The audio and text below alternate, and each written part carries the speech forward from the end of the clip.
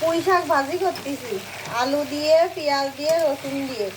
ওই পেঁয়াজ, আলু, রসুন আর কাঁচা জাল সব একসাথে কুচি করে ধুয়ে নিয়ে তারপরে তেলের পরে দিয়ে দিছিলাম। দিয়ে আলু আর পেঁয়াজ, রসুন, কাঁচা জাল বেশ খানিকক্ষণ নাড়িয়ে চেড়ে বাইজে নিছি। বাইজে নেওয়ার পরে এদিকে পুঁই শাক এরকম ছোটো ছোটো করে কাটে নিছি। নিয়ে আলু, পেঁয়াজ, রসুন ভাজা ভাজা হয়ে আসলি সেই সময় এই যে পুঁই শাক কটা ঢেলে দিছি।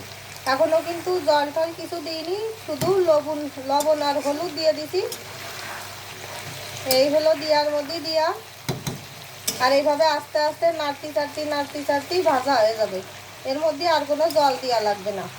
আর মাঝে মাঝে একটু ঢেকে ঢেকে দিবানে, যাতে তাড়াতাড়ি করে সেদ্ধ হয় সেই জন্যই। আর যেহেতু ডাঁটাগুলো রয়েছে, তো ডাঁটাগুলো চিড়ে দিলি পরে ভালো হয়। তা ঢেকে ঢেকে রান্না করলি তো আস্তে আস্তে সবই সেদ্ধ হয়ে যাবে, না কোনো সমস্যা নেই। আর পুঁই শাক ভাজিটা এত ভালো লাগে আমার কাছে খাতি। শাকের মধ্যে হলো পুঁই শাক সব থেকে আমার প্রিয়।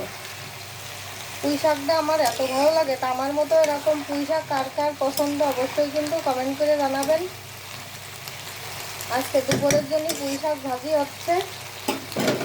এখন একটু ডাকিয়ে দেবো, আস্তে আস্তে ভাজি হতে লাগবে।